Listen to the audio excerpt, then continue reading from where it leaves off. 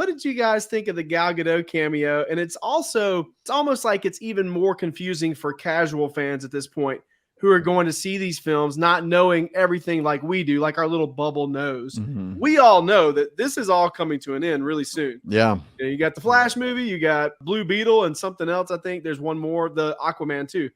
And that's it. Oh, yes. Aquaman 2. And it's insane to me that I don't know. Like, I mean, I guess at this point, they're just putting these movies out to make that cheddar cheese, which from what I'm hearing, they're not making that much from Shazam so far. This baffles me. So Warner Brothers cancels Batgirl last year, saves them around $115 million on taxes. They're already in debt. Shazam 2 felt like, this is just my opinion, but if they had let him sacrifice himself at the end, not had the Gal Gadot scene, I would have liked this movie better. Yeah, it would have been because crazy. I know it's ending, because I know that we're not getting Wonder Woman like that. Like it's like the Black Adam scene with Henry Cavill. You gave us something that's not happening. Yeah, you teased us, got us excited for something that we're never gonna get, and I think that does brand damage in a lot of ways. That I mean, because you said this, the bubble of fans that are passionate towards these things. They are very passionate, and you almost need to, like, I don't know, that's just my opinion, but because I know it's ending, I thought it was a cheap scene. I'd almost rather him just come back and just the family be with him, if anything. Not that I love Wonder Woman. I think Gal Gadot was a great Wonder Woman, but yes. I'm not getting Wonder Woman. Or if I am, it's going to be real bizarre, and I need questions answered as why we don't Henry Cavill, but we get Gal Gadot. Yeah. Well, that's my biggest problem with everything that's going down. Is they're picking and choosing who they're keeping and letting go. You know, as far as I know, we are going to keep Gal Gadot. That was something that James Gunn tweeted. He was like, it might Gal happen. Gadot's not going anywhere. I'm like, okay, but we're losing Henry and we're also losing Black Adam. That means you don't like Henry Cavill. Like, I wish they'd just say it. Well, wait. I was torn about this scene because as a scene on its own, it was very enjoyable, right? Yeah. Right. I'll just get this out of the way real quick, and then I got to get back to it. And then the other thing is Shazam. We know that Shazam was always part of the DCEU, but the connections were so strenuous up until that point. They were so stretched. They were really tenuous that you're ending that Snyderverse, right? And Shazam didn't have to be part of it because in the first one, all you had was Superman's waist. And up into this part of the movie, all you had was Wonder Woman's back. And so he's talking, you know, there is a Wonder Woman, you know, there is a Superman, but you don't know that it's that Wonder Woman and that Superman until Gal Gadot walks in. So it could always be not part. You could just be like, you know what? It wasn't part of that. Because I don't know, it's kind of the same. I mean, the same batarangs that we see in the first Shazam film when he's in the toy store, the same version of Batman, the same back of Wonder Woman in this movie. But I get what you're saying. Yeah, I felt like the connections were about as strong as like Ang Lee's Hulk to the MCU or the Netflix shows, which they're keeping some of the people and getting rid of some of the people. They're saying like that was sort of part of it, but not really. Shazam could have kept going and not, but like once you have Gal Gadot, it is entrenched and now it is over. I thought they're really making this too confusing. How you can't get rid of Batfleck and Henry Cavill. And I mean, she was introduced in Batman v Superman. You can't lose that Batman and that Superman and be like, oh, but that Wonder Woman is part of this universe. Yeah. That's going on. That doesn't make if you're going to reboot everything. Give us a completely clean slate. Yeah. No, but he's not going to recast his wife. He's not going to recast John Cena. He's not going to recast Waller. So his friends will get their roles. Yeah. This is something I think that's going to be explained in The Flash, and something by the end of that film, and I could be wrong about this, obviously. I don't know anything about the movie. I haven't seen it yet. But I think it's very possible by the end of that Flash film, we're going to be all as a fandom like, oh, okay, that's how they're doing it. You know, it's going to be something to do with time travel, alternate dimensions. Flash is going to screw stuff up, and I think he himself is going to be replaced by the end of that film. Oh, I hope so. Now they'll win me over if that happens. You got to do that. That will be a win for me. In fact, if they end the movie like that, I'm on board from the get-go. But then Aquaman 2 comes out afterwards. So I don't understand the order, the schedule. Why not take the tax break? This movie made $65 million worldwide. With inflation and everything, you're talking about 50 to 60% less than the first one did opening weekend. And I'm sitting here like, they had to know. I thought it was a streaming movie. I just don't think you should have expected audiences to pay money to go. Like, I enjoyed going, but every person probably was like, I'll probably save the 20, 30, $40 or whatever. Well, here's the thing, though, about it should have just been a streaming movie. If they do that, they're not going to make a fraction of what they would make. Too. I get why they did that, right? As far as financials go, right? But at the same time, you know, like you're saying, BoneBridger, it's not exactly great for their reputation. You know, it's not. And the fandom is. If you're about to go through a complete reboot, if James Gunn is at the helm now, and you're about to start something fresh, I think. I say this in our personal and professional life here, how you end something determines how you start something else. I love post credits, but I like Marvel post credits because they kind of started it. And whereas I feel like when DC movies started doing that, it's like I don't have my own creativity, so I'm just kind of duplicate what someone else is. I completely agree that the payoff at the end, like if Billy had stayed dead, like let's just finish out these characters with an actual some type of integrity to some type of timeline and universe, and let's just let them die, and whatever is restarted, start fresh. Give us for the fans who actually want to go see the movies, give us some type of confidence in what you're saying you're going to create. Because I do have confidence in James Gunn because I think he's such an absolute writer, director. I was excited when I heard that he was taking it over, but at the same time, I'm the polar opposite on the Flash. I have no confidence in it. I would rather go in with minimal expectations and be just like overwhelmed, like I just got an absolute payoff, than to go in it with like, all right, they're going to steal this off right and be like, they just did it again. Because then I don't want to go to see the next one. Maybe I haven't seen Black Adam, the post-credits scene. You guys can help me out. The characters coming to invite him to the Justice Society. They were in Suicide Squad, I think, right? Yes. His version. Were they in Black Adam? And did they do Justice Society in Black Adam? Yes. And the fun fact here, the girl, the female, the blonde-headed girl that was, you know, recruiting along with the big guy, that's James Gunn's wife. And there's some serious drama this week over that. She plays the character Hardcourt. That character was introduced briefly in a smaller role in the Suicide Squad, but then her role was made a lot larger in the Peacemaker show because it was basically her and the big guy and a few others that were kind of forming a team around John Cena's Peacemaker. It is very interesting, you know, why are they still continuing to give us these post-credit scenes? Well, I guess we all know that James Gunn's wife is still going to be in the new DCU. The more I learn about this reboot, the less faith because they keep trying to grab things that they like from what they had before. Yeah. They're not making that clean. The more you learn, the less confident, like you guys are talking, they're not going to make that clean break. And it's not going to make any sense. If you try to do this mishmash multiverse, we drop this, but we gain that, you're going to lose huge swaths of the general public. I mean, we might follow that. Right. That's what I think that they're underestimating is if they keep Ezra Miller, for example, they will lose a huge chunk of their audience, or that audience will be really negative on it. Either way, I don't think that. But if they keep certain characters like you're saying, but then they obviously hired Henry Cavill in the fall, fired him when James Gunn was on board, and then the news came out that James Gunn was offered to write a Superman movie for DC years ago, said no, and now he's on board, but now it's not Henry Cavill. You can't pick and choose when the fans love Henry Cavill. It's like declaring war. From a marketing brand business perspective, it's like, does DC just not? But I've said this on my channel, and this is the crazy. I'm going to be wrong about this. I don't think that James Gunn's plan happens. I think something is going to happen to DC in the next 2 years because of the money situation, not because of them bailing. I just think if I'm Warner Brothers, you got 2 Batman movies coming out in 2025. Something's not right about this plan. I don't know what it is, but it's like you said, Robert Pattinson's Batman comes out and then James Gunn's Batman comes out. The common audience, that's just going to be confusing. In a lot of ways, yes, absolutely. And we've talked about this on the show as well. I think it was on the episode that Dan was on. We were talking about the future DC slate.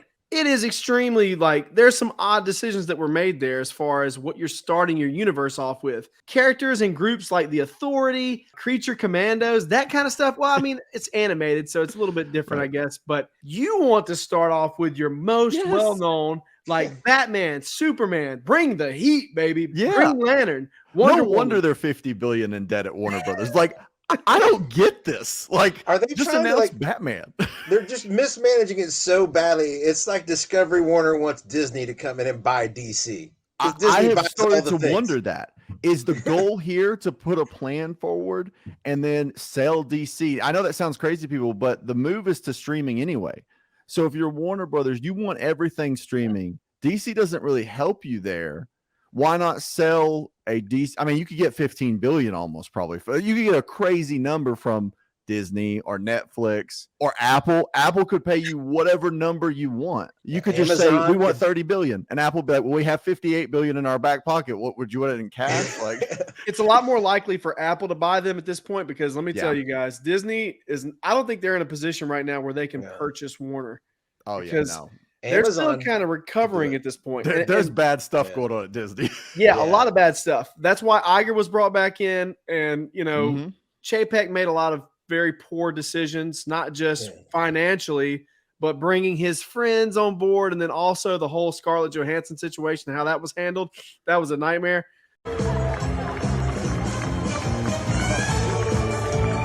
You appease your star. You don't let it go to court. You don't let one of the core Avengers. You just give her the money. Ridiculous. Just give her the money. And like half your fan base is already mad that you made them wait that long to get the solo Black Widow movie. They felt like you should have done it 10 years ago. Mm-hmm. Now it's in the media that you underpaid 3 years prior.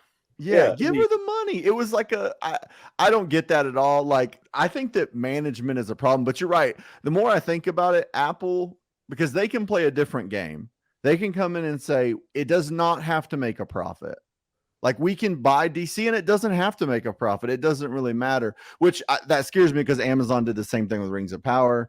Like, you don't really want that in entertainment. I'd rather Warner Brothers make good DC movies, but something is weird at Warner Brothers because of the money. It's just getting out of control. Apple could just want to put bat symbols and Superman emblems on iPhones. I mean, oh my gosh, that's actually genius. I didn't think about that. Just for to sell phone cases and to sell like AirPods with like the bat symbol on them. Oh yeah. That is a great idea. You might want to trademark that. Yeah, somebody needs to put that out there and say, give us a cut. We have gotten off topic, but I'll say this and get even more off topic. When it comes to the streaming, I know that seems like it's the future right now, and it still probably very well could be for the next 5 to 10 years. But eventually, we're going to get to a spot where we were at in the late 80s or early 90s. Yeah, it's like going backwards, because this stuff, the reason it was so appealing to us all in the beginning is because it was so cheap, and it was really only Netflix was the only player in town, and it was kind of easier for them to acquire these big name movies like The Dark Knight and yada yada yada. Well, now, now that all these studios are getting involved, there's just a whole lot of money being pumped into this. And they're starting to see that there's really not that much. Like, you get the subscribers every month, sure. And once you get to Netflix numbers, there's profits to be made. And maybe you can make enough money to justify it. Yeah, but I don't know. But Disney's not. They're not making it. So the theaters are where they make their money. Yeah. And if they ever get away from that, it's going to suck for us as fans, not just them as studios, but us as fans, because the budgets for films are going to go. Yeah, the quality will change drastically on the big movies. Yep. And I'm already worried it is. I think we're already seeing that a little bit, because probably so. Like, Marvel would be the first indicator, if anything, of anything changing. Star Wars just isn't doing movies. Like, they're just not doing them. And that's, like you said, there's your proof right there. It's TV all the way in Star Wars land right now. When people say this, like, are special effects really getting worse? I say this. Go back and watch the first Avengers film and look at how real the Hulk looks. We have not seen CGI on that level since that movie came out. At least, I'm not an Avatar fan. We may have gotten close in the Avatar movies, sure. But that CGI for the Hulk, anything that we've gotten from Marvel since then, has not looked nowhere near as good as that Hulk. There's actually some evidence to back up what you're saying, because a lot of the VFX people left Marvel for Avatar after Avengers 1 because they've been working on it for 7 or 8 years. And so the Peter Jackson people got on board. Cameron hired the Lord of the Rings people, which was genius because they were the first ones to really go through it. He brought back his Avatar people, and he actually got people from Avengers 1. And so when you look at the Hulk, it's different people. Since then, we've had and so I agree with that. I think Avengers 1 Hulk is awesome. It's what I always wanted from Hulk. I was like, this is Hulk. He looks like a real person, straight up. Yeah, we just got him in She-Hulk, and he looks like oh, bad. My soul just left my body as you mentioned the great She-Hulk show, which tore my life apart. Actually, I can't complain. My YouTube channel is built on She-Hulk's bones. That's why they call you the BoneBridger. Yeah, that's why they do it. Well, everybody's getting confused. I didn't know everything we started talking about, but it's so confusing. It's too confusing. Since post Dark Knight era, I think just the continuity has been like, yeah, we don't care about that. You can't tell me people haven't been sitting at these round tables and like, should we not have more than one Joker? Or should we have more than one Batman at the same? Like that just that stuff kind of ticks me off like really bad because it's like they fire those people that question. They're like, should we not get out of here? Get out. Well, I can see the both sides to that coin though. It's fun to me that they're going to have Elseworlds and be able to explore that because how cool would it be? This is something I've often thought about. How freaking cool would it be to see an Avengers film with all unknowns playing all the characters? Because at this point, we know who Tony Stark is, who Captain America, just a one-off movie about the Avengers, complete unknowns playing every single role, and just kind of like an animated feature. I think that would be so fun. Now, yes, maybe it would be super confusing for general audiences. That's something that I don't think about because I'm not a general audience member. I'm a mega nerd. So I can understand all this. But if it's getting to the point where even Dan doesn't understand and is lost, well, this must be getting pretty John, though. I feel like you would enjoy it because Marvel built continuity first. DC hasn't had any continuity whatsoever. They've poorly tried. As a DC, I was a DC fan growing up way more than I was a Marvel fan. Like I had way more Batman and Superman stuff. Oh yeah, Batman and Superman, they're second fiddle to nobody. Like and so like as I've just been frustrated. As a fan, they've just dropped the ball on so much. I was a Marvel kid growing up, but the thing about like, you know, I'm 42. My generation, being a Marvel guy just meant that you really loved Spider-Man. You didn't necessarily you weren't into the Avengers. Exactly. Spider-Man, you barely interacted with them, you know. Yep. It was Spider-Man and Daredevil. I'll give you a hot take that I think you might want to do a video on at some point is I think MCU is headed for a reboot. They have to. I think you're right. I think it may not be soon, but it's coming. Yeah. After Secret Wars. Sure, do that. Yeah. Mm-hmm. I mean, I think it would benefit. But here's something else though that you just mentioned that. Comments recently came out from Kevin Feige that he has no plans of rebooting anything for another 50 years. They need to reboot Kevin Feige soon is what they need to do. Look, you just got back to Fantastic Four and X-Men, right? Yeah. If you introduce the X-Men into the MCU now, it's not that different than what Fox did because the whole thing that makes it different is you're interacting with the other heroes, but half of them are already gone. Thor's gone, Captain America's gone, Iron Man is gone. The big selling point of having the X-Men in the MCU is they get to interact with Ant-Man and Captain Marvel. Yeah. I mean, if only there was a movie that could have done all this and gave us all this Multiverse of Madness or something. If only they took advantage of that. Gosh, I know that was a big disappointment for me when it came to that, but it was not enough of a disappointment for me to rank that movie lower than a 9 because I thought that movie was freaking awesome. Yeah, I actually do have fonder feelings towards it than I did at the time. On a big perspective, I hate it, but on an individual perspective, I kind of I mean, I had very high expectations. I wanted to see the Fox X-Men pop up in that, but I think that thirst is going to be quenched with Secret Wars. I think that we're going to get Tobey Maguire and Hugh Jackman on screen at the same time. We might even get the old Fantastic Four. I think that we're going to get some wild stuff in that film.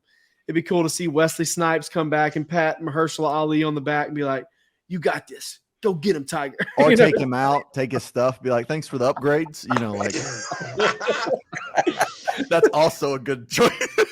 Yeah.